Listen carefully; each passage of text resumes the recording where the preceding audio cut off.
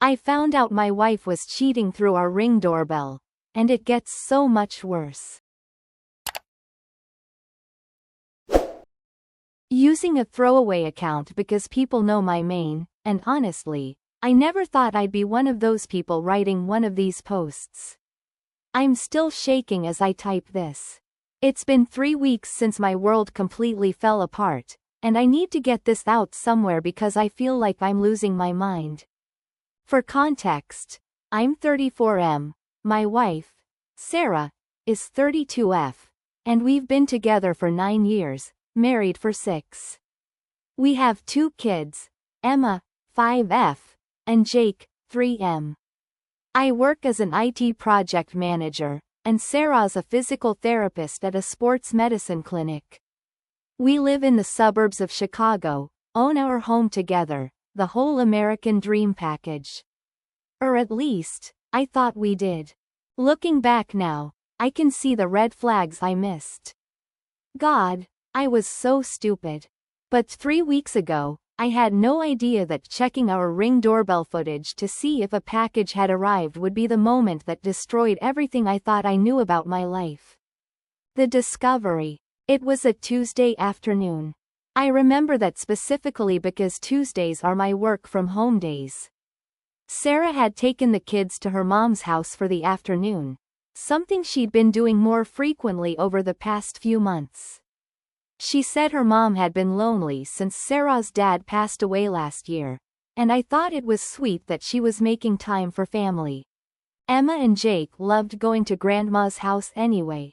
I was expecting a delivery of some server equipment for work, something I needed by the next morning for a client presentation. Around 3 p.m., I got the delivery notification, but when I went to the front door, there was nothing there.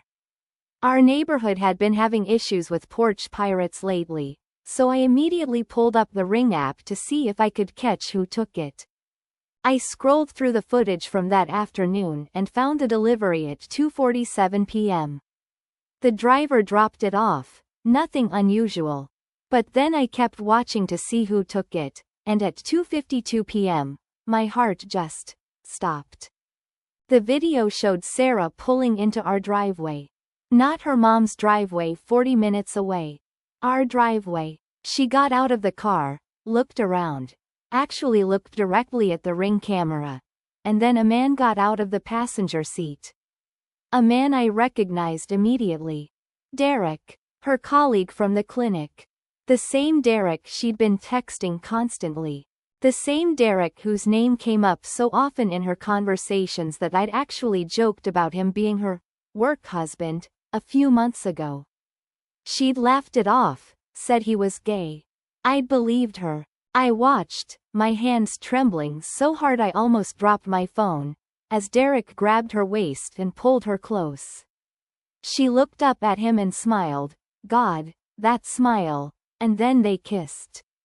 Not a friendly peck, a deep, passionate kiss right there in our driveway in the middle of the afternoon. Then they grabbed the package, my package, and went inside. Into my house. Our house. Where our kids' toys were scattered around the living room. Where our wedding photos hung on the walls. I couldn't breathe. I literally couldn't catch my breath. I sat down hard on the floor of my home office, my vision tunneling. I don't know how long I sat there. It could have been 5 minutes or 50. Eventually, some survival instinct kicked in, and I kept scrubbing through the footage. They came out at 4:23 p.m. An hour and a half. They were both readjusting their clothes. Sarah's hair was messy, and her lipstick was completely gone. Derek put the package back on the porch, like that somehow made it better, like they were being considerate of my work needs while they fucked in my house. They kissed again before getting in the car. And then I watched my wife drive away to pick up our children from her mother's house, like it was just another Tuesday. I went back through more footage. My hands were still shaking, but I had to know. I had to know how long this had been going on. The Ring camera keeps 60 days of history if you pay for the subscription, and I'd been paying for it religiously because I thought it kept our family safe. The irony wasn't lost on me. I found them. September 17th, a Thursday. 2:30 p.m. September 24th, another Thursday. 2:15 p.m. October 1st, Thursday again. 2:45 p.m. October 8th. October 15th. October 22nd. October 29th. Every single Thursday. For at least 2 months, probably longer. Every Thursday when I thought she was taking the kids to her mom's for the afternoon, she was bringing this man into our home. Our bed. I ran to the bathroom and threw up. When I could think clearly again, I checked our cell phone records online. I'm the primary account holder, so I have access to everything. The number of texts between Sarah and Derek was staggering. Hundreds per day, most of them during work hours, but plenty late at night too. Times when I thought she was just scrolling through Instagram before bed. I logged into our Verizon account and requested detailed records. I could see the pattern now. The frequency of texts had increased dramatically starting in July, right after the clinic's summer party.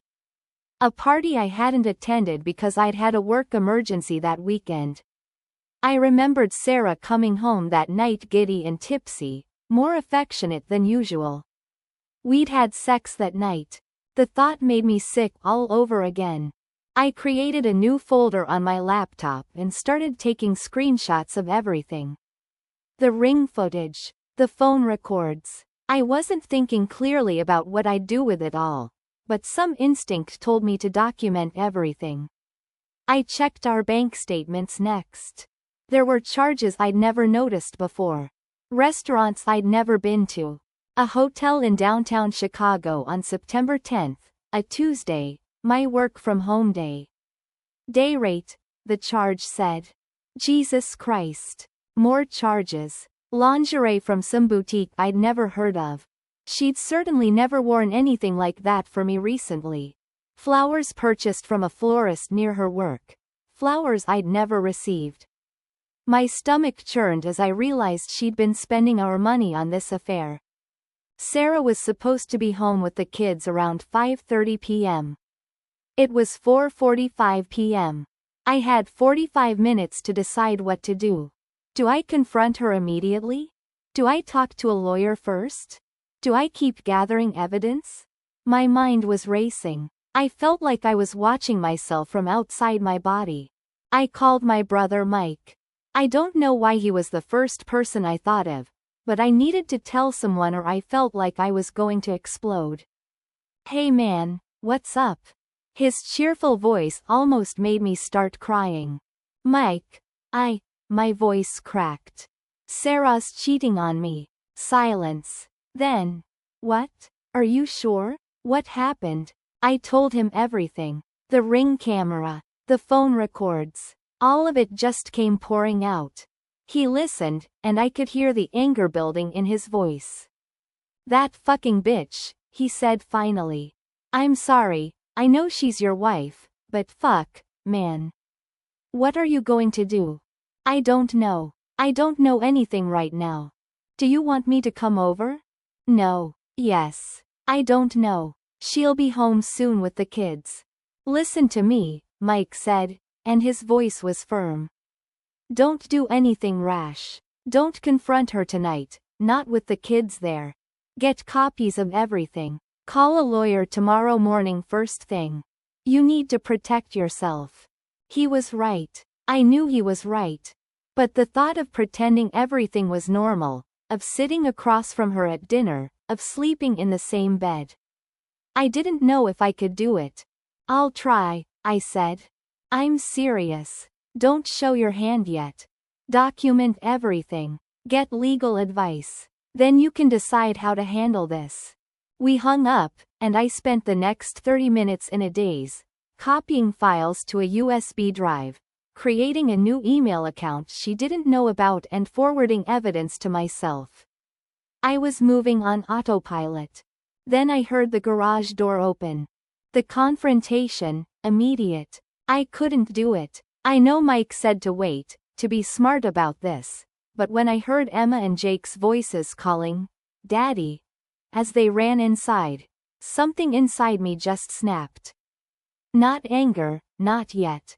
It was more like clarity. These were my kids. This was my life. And I'd just watched footage of my wife betraying all of us. Sarah walked in carrying Jake, who was already half asleep on her shoulder.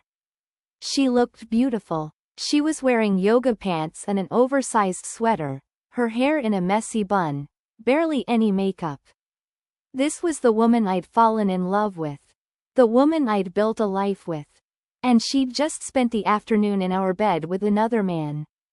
"Hey honey," she said, smiling at me. That smile. The same smile she'd given Derek on the camera. "How was your day?" "Fine," I managed. My voice sounded strange to my own ears. "How was your mom's?" "Good. She's doing better, I think. Less sad." The lie came so easily to her. She didn't even hesitate. "I'm going to put Jake down for a quick nap before dinner." Emma was already in the playroom, and I could hear her talking to her dolls. Sarah headed upstairs with Jake, and I stood there in the kitchen, gripping the counter so hard my knuckles were white. I couldn't do this. I couldn't sit through dinner pretending everything was normal. I just couldn't. When Sarah came back downstairs 15 minutes later, I was sitting at the kitchen table with my laptop open to the Ring footage, paused on the image of her and Derek kissing in our driveway. She walked into the kitchen, saw the screen, and stopped dead. All the color drained from her face. "Mark," she whispered. "Don't." My voice was shaking. "Don't say my name like that. Don't say anything yet." She just stood there, frozen. I clicked play on the video. Watched her watch herself kiss another man. Watched her watch them go into our house with my package. Her hand came up to her mouth. "Oh my God," she breathed. "Yeah," I said. "Oh my God," pretty much covers it. Except it doesn't, does it? Because this isn't a one-time thing. I clicked to another video. September 24th. Then another. October 1st straight. Every single Thursday. For months. Tears started streaming down her face. "Mark, I can explain." "Explain?" I laughed, and it sounded hysterical even to me. "You're going to explain how you've been fucking someone else in our bed while our kids are at your mom's house?" "Please, Sarah, I'd love to hear the explanation for that. I never meant for this to happen." "Oh, well that makes it okay then." I was standing now, and I realized I was shouting. I lowered my voice, conscious of Emma in the next room and Jake sleeping upstairs. "You never meant for it to happen. You just accidentally fell onto his dick every Thursday afternoon for 2 months? Don't." She was crying harder now. "Don't be cruel." "I'm being cruel?" I was shouting again. I couldn't help it. "I'm being cruel? You brought him into our house. Where our children live. Where we built our life together. And I'm the one being cruel? Mommy?" Emma's small voice came from the doorway. We both turned. She was standing there in her little purple dress, her favorite stuffed rabbit clutched to her chest, looking scared. "Why is Daddy yelling?" Sarah immediately wiped her eyes and went to her. "It's okay, sweetheart. Daddy and I are just having a grown-up conversation. Why don't you go play with your dolls? We'll call you for dinner soon."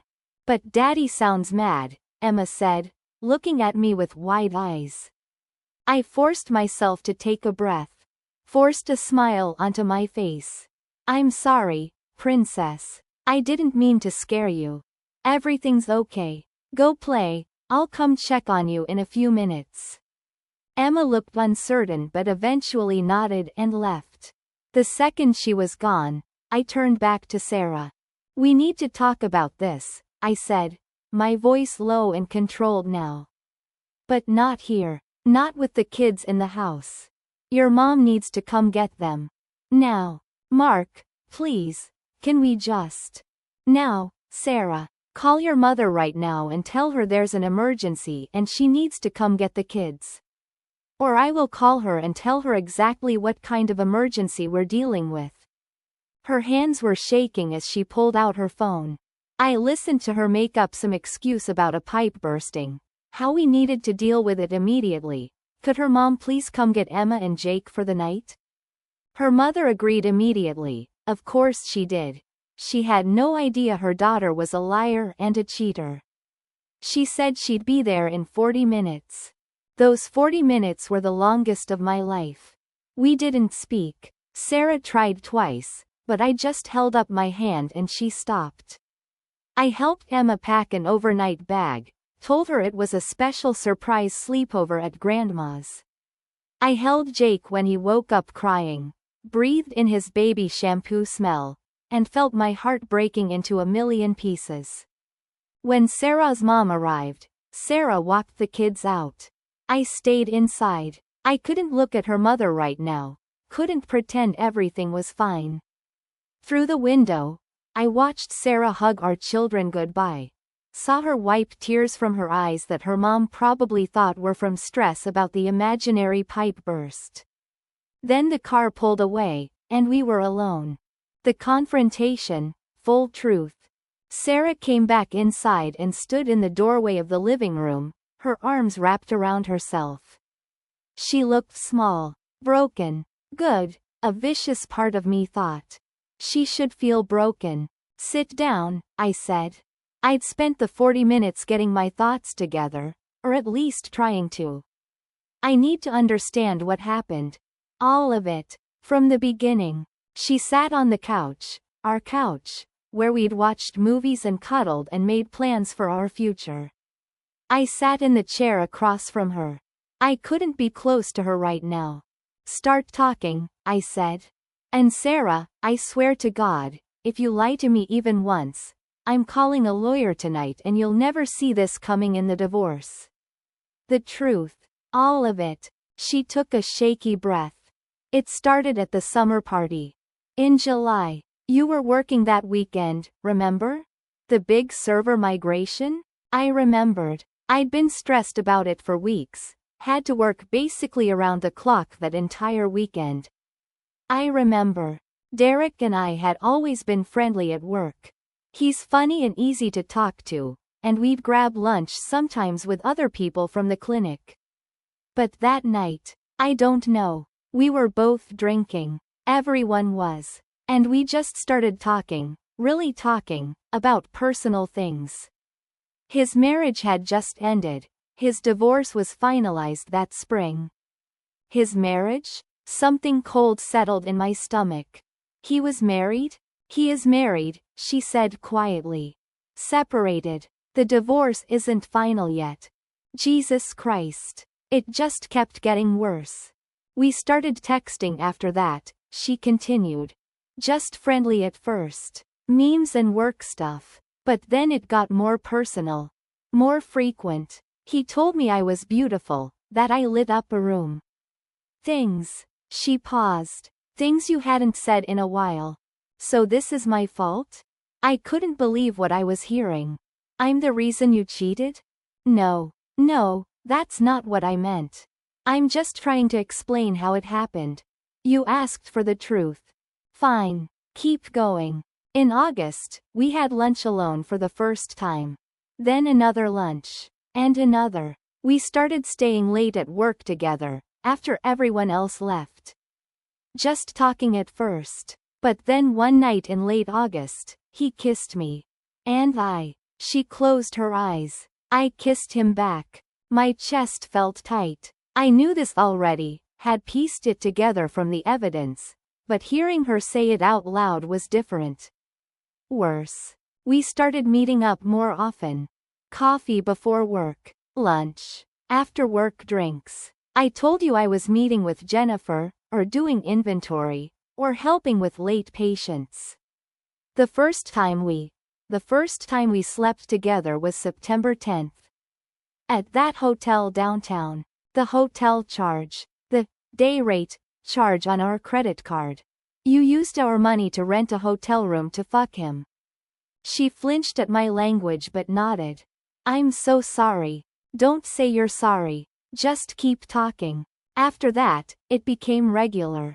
Every Thursday. You work from home on Tuesdays, and I knew you'd never check the ring footage on a random Thursday. I'd tell my mom we were coming, but then I'd text her on the way and say something came up. She never suspected anything. Derek would park his car a few blocks away and walk over, or I'd pick him up. She couldn't finish. You'd fuck in our bed, I finished for her. In the bed where we sleep. Where we made love. Where I told you I loved you every night before I fell asleep. She was sobbing now, but I felt nothing. No sympathy. No urge to comfort her. Just this vast emptiness. How many times? I asked. What? How many times did you have sex with him? Total. Mark. I don't think. How many times? I shouted it, and she jumped. I don't know, she whispered. Maybe 20 times? 30? I don't know. 30 times. While I was working to support our family. While I was taking care of our kids. While I was being a faithful husband who loved his wife. Do you love him? The question surprised me. I hadn't planned to ask it. She was quiet for a long time. I don't know. I care about him. I have feelings for him. But love? I don't know what I feel anymore. Somehow, that answer was worse than yes. Did you ever think about us? My voice cracked. Did you ever think about Emma and Jake? About what this would do to them if I found out? Every day, she sobbed. Every single day. I hated myself for it. I wanted to stop so many times, but I couldn't. When I was with him, I felt alive again. I felt like me, not just mom, or the wife. I felt desired and exciting and that was worth destroying our family? She didn't answer. She didn't need to. Does he know about me? The kids? Yes. He knows everything. He knows I'm married. And he didn't care? He just went along with fucking a married mother in her family home? He wanted me to leave you, she said quietly. He's been asking me to make a choice. The world tilted. A choice? He wants us to be together. Really together. He wants me to file for divorce and for us to start over. And what did you tell him? Silence. What did you tell him, Sarah? I told him I needed time. She cried. I told him I couldn't just blow up my family, that I needed to figure things out. Figure things out, I repeated numbly. You needed to figure out if your husband and children were worth more than your affair partner. Great. That's just fucking great. I stood up. I couldn't sit anymore. I was pacing now, my hands in my hair. Is there anything else? I asked. Any other lies? Any other men? Any other times? No, she said. I swear. Just Derek. Just these past few months. I laughed bitterly. As if that makes it better. As if, just, one affair excuses anything. It doesn't. I know it doesn't. Mark. I am so sorry. I never wanted to hurt you. I never wanted any of this. But you did. You did hurt me. You did want this, on some level, or you wouldn't have kept doing it. Week after week. Lie after lie. You looked me in the eyes every single day and lied to me. You kissed our children with the same mouth you kissed him with. You slept beside me at night after sleeping with him during the day. I turned to look at her. Really look at her. She looked destroyed, devastated, broken. But so was I, so was our marriage. So was our family. I can't even look at you right now, I said. I need you to leave. What? Mark. No, this is my house too. I don't care. I need you out. Tonight. Pack a bag and go stay with your mom or Derek or a fucking hotel. I don't care where. But you need to leave. Now. Mark, please. Can we just talk about this more? Can we try to? There's nothing to talk about right now. I can't be in the same house with you. I can't breathe when you're in the same room. So leave. We'll figure out the logistics later, but tonight, right now, you need to go. She stood up slowly. Are you going to divorce me? I don't know, I said honestly. I don't know anything right now except that I need you gone. She went upstairs. I heard her moving around in our bedroom, the bedroom she'd defiled, packing a bag. When she came back down 15 minutes later with a small suitcase, she tried one more time. Mark, I love you. I know I've destroyed everything, but I do love you. I never stopped loving you. Then you have a really fucked up way of showing love, I said. Goodbye, Sarah. She left. I watched through the window as she loaded her suitcase into her car, as she sat in the driver's seat for a long moment with her head on the steering wheel. Then she started the car and drove away. And I was alone in our house. Our empty house. Where just this morning, I'd thought we were happy. I sank to the floor and finally let myself cry. The fallout. The next few days were a blur. I took emergency personal time from work, told my boss there was a family crisis, which wasn't technically a lie. I spent Wednesday morning interviewing divorce lawyers. By Wednesday afternoon, I'd retained one. Her name was Patricia Chen, and she was exactly what I needed. Experienced, tough, and straightforward. Document everything, she told me. Every conversation, every text, every phone call. Keep your emotions in check as much as possible. Illinois is a no-fault divorce state, so the affair won't affect the divorce itself, but it can impact custody arrangements if we can prove she's been neglectful or created an unstable environment for the children. She had him in our house, I said. While the kids were supposed to be there. What if they'd come home early? That's exactly the kind of thing we can use, Patricia said. We'll file for divorce, and I'm recommending we ask for primary custody. Given her behavior, I think we have a strong case. It felt surreal, talking about custody arrangements and asset division. Just a week ago, we'd been planning Emma's 6th birthday party. Now I was strategizing about how to take my children away from their mother. Sarah had been calling and texting constantly. I'd ignored most of them, but late Wednesday night, I finally responded. We need to talk about the kids. They need to come home. We can't tell them anything yet, not until we figure out what we're doing. Sarah, thank you for responding. Can I come home? We need to talk. You can come by tomorrow at 1 p.m. We'll talk then. Come alone. I spent Thursday morning cleaning the house obsessively. I stripped our bed and washed all the sheets with the hottest water possible, as if that could somehow purify what had happened there. I found a receipt in her nightstand drawer. Dinner at an Italian restaurant downtown, dated September 22. A Thursday. While I thought she was at her mom's with the kids, she'd been having a romantic dinner with Derek. There were other things too. A new lacy bra in her drawer that I'd never seen. A receipt for waxing services. A bottle of perfume I hadn't smelled on her. All these little discoveries, each one a tiny knife in my chest. When Sarah arrived at 1 p.m. on Thursday, she looked terrible. Dark circles under her eyes, hair unwashed, wearing sweatpants and one of my old college sweatshirts, which somehow felt like another violation. Thank you for seeing me, she said quietly. Sit, I said, pointing to the dining room table. I'd chosen that room deliberately, neutral territory, not the living room where we'd had family movie nights, not the kitchen where we'd cooked together. I spoke with a lawyer, I said without preamble. I'm filing for divorce. Her face crumpled, but I continued before she could speak. I'm asking for primary custody. You'll have visitation, but I want the kids with me primarily. This is their home, their school, their friends. Mark, please, she begged.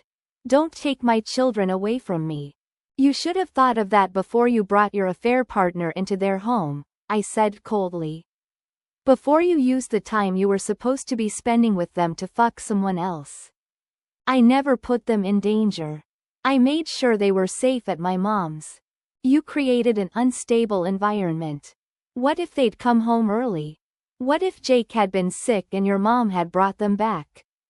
What if Emma had walked in on you? She was crying now, but I felt nothing. No sympathy. No urge to comfort her.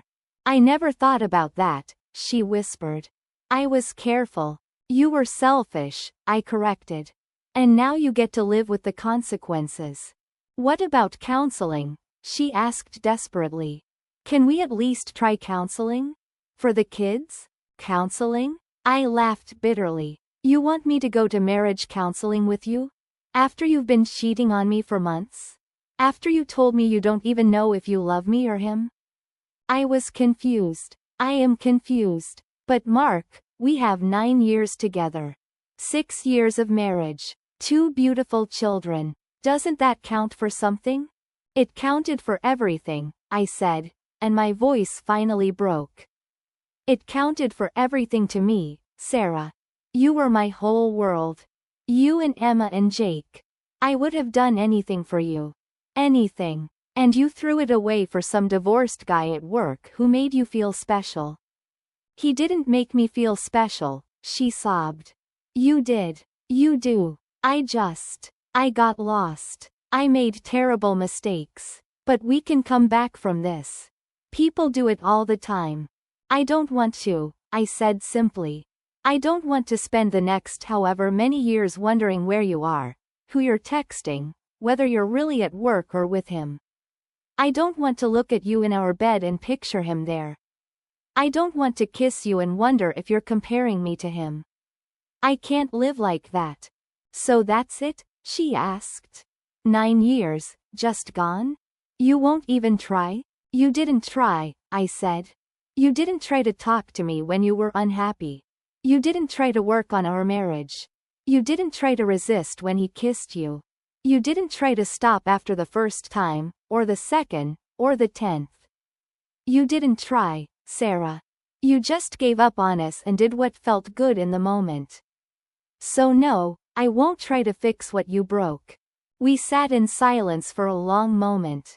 I need to know, I finally said. Is it over? With Derek? She looked down at her hands. I haven't seen him since Tuesday.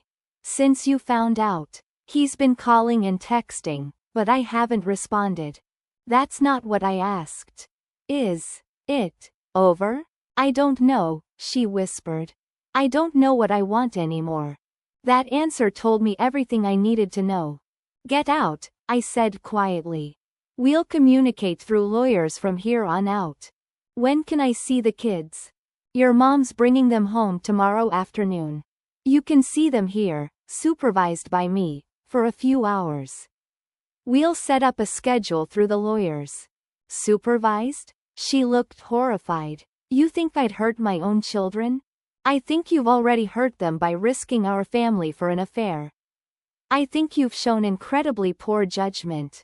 So yes, supervised visits until we have a formal custody arrangement. She left crying. I watched her go and felt nothing. Emptiness. Just this vast, aching emptiness where my heart used to be. That night, my brother Mike came over with pizza and beer. You look like hell, he said. I feel like hell. We ate in silence for a while, then he asked, how are you holding up? Really? I don't know, I said honestly. Some moments I'm okay. I'm angry, I'm ready to move on. Fuck her. I don't need her. Then other moments I'm a mess. I'll think about something stupid, like how she used to steal the covers and curl up like a burrito, and I'll start crying. That's normal, man. It's grief. You're grieving the life you thought you had. The worst part is the kids, I said. How do I tell Emma and Jake? How do I explain that mommy and daddy aren't going to be together anymore? Emma's going to be devastated. Jake won't even understand. You'll figure it out. One step at a time. I wanted to believe him. The revelations. On Friday, things got worse. I didn't think they could, but they did. Sarah's mom brought the kids home, and I had to act normal, happy, tell them we'd fixed the pipe and everything was fine.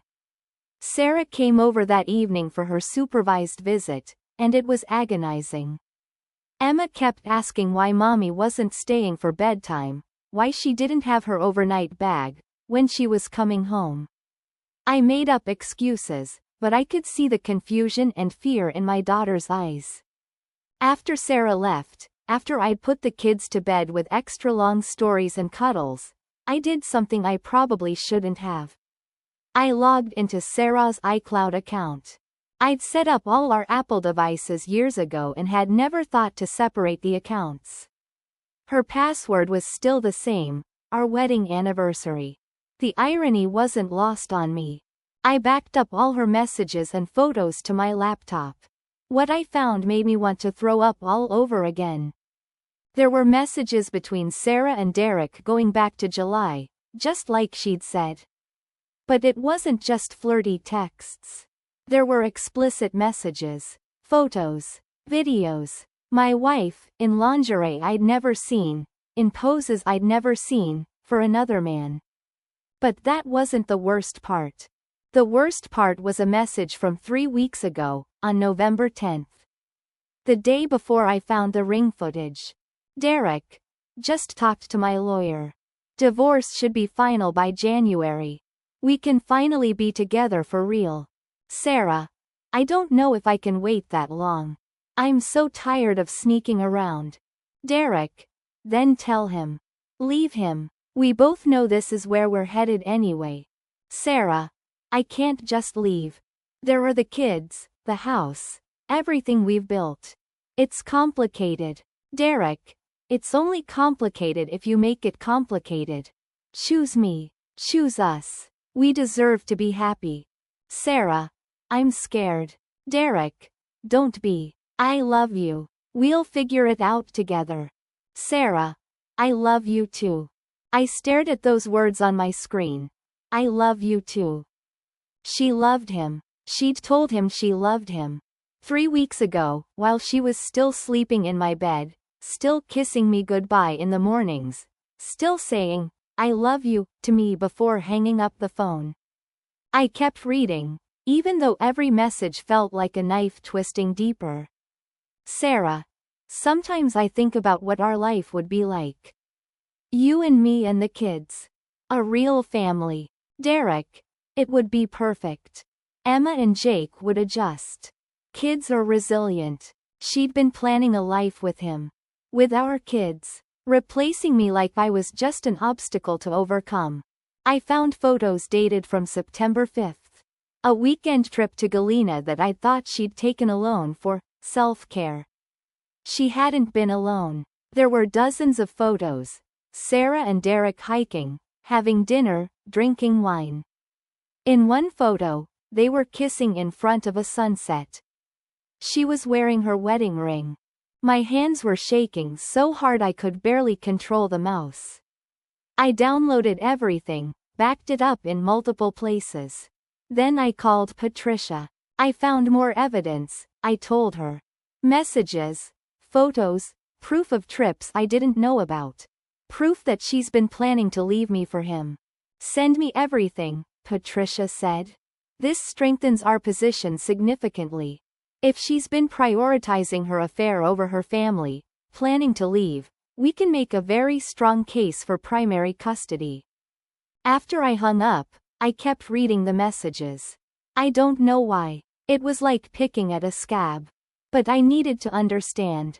I needed to see the full picture of what my wife had become. There was a text from October 20th. Sarah, I feel so guilty sometimes. Mark is such a good dad. He doesn't deserve this. Derek, stop torturing yourself. You deserve to be happy. If he was meeting your needs, you wouldn't have needed to look elsewhere. Classic affair logic. Blame the betrayed spouse. Sarah, sometimes I wonder if he knows. If he suspects. He's been quieter lately. Derek, if he knew, he'd say something. Men like that don't suffer in silence. You're overthinking it. I'd been quieter. She'd noticed. But instead of talking to me, asking what was wrong, trying